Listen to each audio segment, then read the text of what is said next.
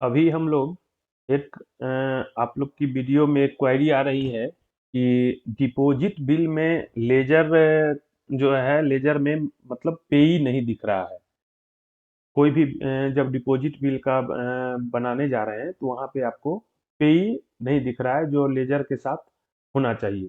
तो उसके लिए हम लोग एक प्रोसेस देखेंगे कि लेजर के साथ उस पेई को कैसे अटैच करना है। देन फिर एक्सपेंडिचर सेंक्शन डिपॉजिट बिल का करेंगे। तो आप लोग इसके प्रोसेस को देखेंगे। तो यहाँ मैंने डिपॉजिट बिल का पहले हम क्या करते हैं कि कोई भी अगर हमको सेंक्शन बनाना है तो उसके लिए हम पेई को देखेंगे पहले कि मेरा पेई जो है वो जिस लेजर के साथ हम एक्सपेंडिचर सेंक्शन करने जा रहे हैं डिपॉजिट बिल का, वो पेई उस डिपॉजिट के साथ अटैच है या नहीं है। तो इसके लिए हम पहले चलेंगे। जैसे हम डिपॉजिट बिल का पेई मैनेजमेंट में चलते हैं। डिपॉजिट बिल का पेई मैनेजमेंट पूर्व से जो आपका बना हुआ था, वो उसको हम लोग पहले क्या करेंगे कि सर्च करेंगे। जैसे मेरे पास मान लीजिए कि यहाँ पे एक है कि 19,373 लेजर आईडी है जिनसे इनको पेमेंट देना है। तो इसको पहले का इनका ये पेई आईडी बना हुआ है डिपॉजिट का। तो हमको क्या करना है कि पहले हम यहाँ से ये सर्च में जाके पहले देख लेंगे कि यहाँ पे हम लोग डिपॉजिट का जैसे ऑन ऑफिस में जाएंगे, उसके बाद डिपॉजिट का जो भी अकाउंट मेरे ऑफिस में बना हुआ है उसको हम यहाँ से सर्च कर लेंगे। जैसे ही सर्च करेंगे तो मेरे ऑफिस में जितने भी डिपॉजिट अकाउंट से रिलेटेड बने हुए हैं वो सारे दिखने लगेंगे। देन फिर हम उस पेई को जिनको हमको पेमेंट देना है, जैसे यहाँ पे देख रहे होंगे ये अकाउंट में हमको पेमेंट करना है। तो इस पेमेंट करने के लिए यहाँ पे जो इनका दिख रहा है, अगर यहाँ से हम क्या करेंगे कि यहाँ पे एक आपको एक्टिव एक्टिव के बगल में एक एडिट बटन दिख रहा है। यहाँ से इस ये किस लेजर के साथ अटैच है, जैसे हमको बनाना है 19,373 लेजर के साथ इनको सैलरी पेमेंट करना है, तो हम पहले यहाँ चेक कर लेंगे कि यहाँ पे ये लेजर के साथ अटैच है या नहीं है। तो हम यहाँ पे स्कीम लेजर में जाएंगे तो देखिए ये यहाँ पे 19,373 जो लेजर इनका बना हुआ है उसके साथ ये अटैच है।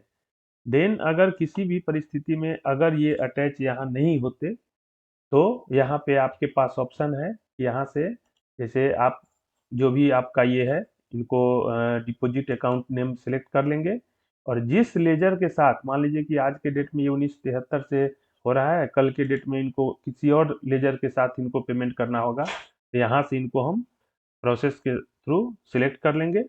जिस लेजर के साथ यहाँ से हम सिलेक्ट कर लेंगे तो यहाँ पे देखेंगे कि दिखने लगेगा। यहाँ से आईएफएससी कोड सेलेक्ट कर लेना है, अकाउंट नंबर उनका जो पहले से बना हुआ है वो दिखने लगेगा और यहाँ से हम ऐड कर देंगे। जैसे ही ऐड कर देंगे ये क्या होगा कि इनका दूसरा लेजर सिलेक्ट हो गया। अब हम क्या करेंगे कि डिपॉजिट सेंक्शन में जब इस लेजर के साथ जैसे 16423 जो देख रहे हैं लेजर, इस लेजर के साथ भी अगर हम बिल बनाने जाएंगे तो ये इम्प्लाई जिनका अकाउंट मैंने यहाँ पे ऐड किया है वो वहाँ पे दिखना शुरू हो जाएगा। मतलब यही प्रॉब्लम में आप लोग फंस रहे हैं कि हमको लेजर में पेई डिपॉजिट वाला सेक्शन में नहीं दिखता है। तो आप इसके लिए पहले श्योर हो लेंगे कि आपको वहाँ पे उस लेजर के साथ पेई टैग है या नहीं है। अगर नहीं होगा तो आप यहाँ से प्रोसेस करके इसको एक्टिव इसको नेक्स्ट प्रोसेस करेंगे। ये आपका अप्रूवर लेवल तक जाके इसको ओटीपी कर देंगे, ये इस लेजर के साथ टैग हो जाएंगे। देन फिर आप जब जाएंगे सेंक्शन बनाने के लिए तो वहाँ पे जिस लेजर के साथ आपने इनको अटैच किया है वहाँ पे ये शो करने लगेंगे। तो वही देख रहे होंगे कि इनका लेजर यहाँ दिख रहा है। अब हम इसके लिए प्रोसेस में चलते हैं। इसका नेक्स्ट प्रोसेस जो होगा वो हम एक्सपेंडिचर सेंक्शन का प्रोसेस करते हैं और देखते हैं उनका नाम यहाँ पे आता है या नहीं। तो हम डिपॉजिट एक्सपेंडिचर का सेंक्शन के प्रोसेस में चलेंगे। सेंक्शन के प्रोसेस में चलने के बाद यहाँ कैप्चर सेंक्शन एक्सपेंडिचर सेंक्शन का जो आपका रोल मिला हुआ है यहाँ पे जाएंगे। ये भी एकदम बिल्कुल आसान डिपॉजिट में CFMS 2 में आपको कर दिया गया है। इसमें बिल बनाने में कोई परेशानी नहीं है। यहाँ पे जिस तरह का भी क्लेम है आपको, जैसे पेमेंट टू पेई करना है, बुक ट्रांसफर करना है, लेजर टू लेजर ट्रांसफर करना है, ये सारे ऑप्शन यहाँ पे आपको दिख रहे हैं। तो ये पेमेंट टू पेई में हम लोग जाएंगे, पेई को पेमेंट करना है। और ये यहाँ पे लेजर, आपके जितने भी कार्यालय में लेजर बने हुए हैं, ये सारे लेजर यहाँ पे दिख जाएंगे। अब यहाँ पे आपको जिस लेजर के साथ बनाना है, जैसे ये एक लेजर है 19373, इसी लेजर के थ्रू हमको क्रिएट करना है। तो यहाँ पे देखेंगे प्रोविजनल जो भी आपका बैलेंस है वो यहाँ पे दिख रहा है। अब जितना अमाउंट का यहाँ पे बिल बनाना है, उतना अमाउंट का क्या करेंगे कि हम लोग अमाउंट यहाँ पे डाल देंगे। ये पर्पस लिख देंगे, जैसे सैलरी पेमेंट है,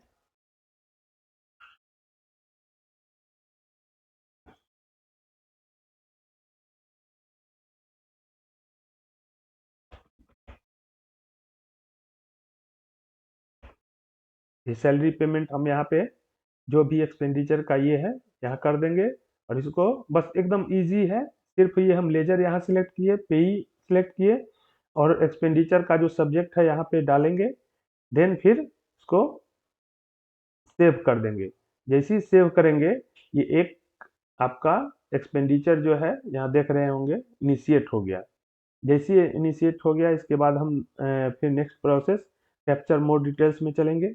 कैप्चर मोर डिटेल्स में आने के बाद ये आपका सारा डिटेल्स यहाँ पे दिख जाएगा। फिर यहाँ पे आपको ऐड पेई का ऑप्शन आएगा।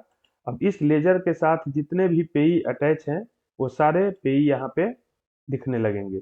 जैसे हमको यहाँ पे इनका सिलेक्ट करना है, तो इनका हम यहाँ से सिलेक्ट कर लेंगे। मतलब जो भी इस लेजर के साथ पेई है, वही पेई सिर्फ इसमें दिखेंगे। अब यहाँ पे आपको ग्रॉस अमाउंट जो बिल का है वो आपको डालना है।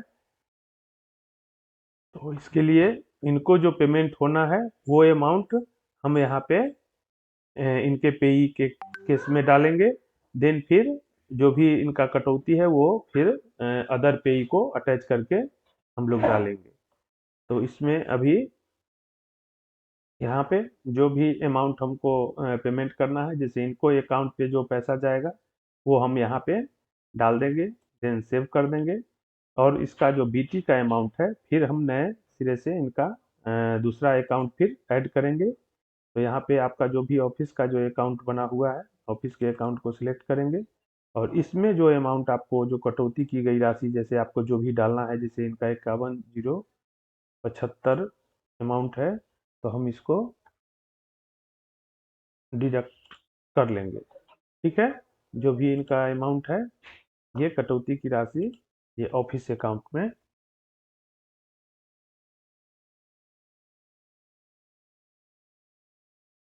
डाल देंगे।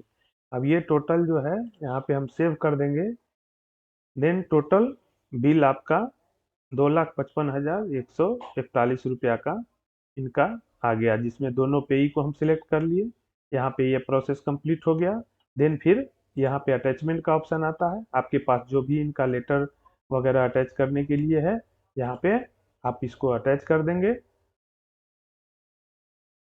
देन यहाँ से चूज फाइल करेंगे, जहाँ भी आपने फाइल को रखा है इस फाइल को यहाँ से सिलेक्ट कर लेंगे। के बाद ये ऑटोमेटिक इसमें स्पेशल कैरेक्टर मतलब एक्सेप्ट नहीं कर रहा है। जो भी आपका फाइल का नाम है, उसमें आपको सिर्फ जब भी फाइल को अपलोड करेंगे, देखेंगे फाइल का नाम जो भी आप डाल रहे हैं वो एक सेंटेंस में हो, उसमें स्पेस वगैरह नहीं देना है, तो आपको इजी वे में वो अटैच ले लेगा। अगर उसमें आप स्पेस या एक्स्ट्रा कैरेक्टर, देखिए अपलोड सक्सेसफुली हो गया। फिर देन हम इसको वाउचर को अटैच कर देंगे, वाउचर ले लेंगे। जो भी है सेंक्शन के टाइम भी इसको अटैच करना है। देन फिर बिल जब प्रोसेस होगा, बिल में भी हमको अटैच करना है। यहाँ से मैंने अटैच कर दिया, और ये यहाँ से दोनों अपलोड हो गया। अब यहाँ से इसको हम रिमार्क्स में कुछ अगर देना है तो दे देंगे। देन फिर हम इसको सेव एंड फॉरवर्ड कर देंगे।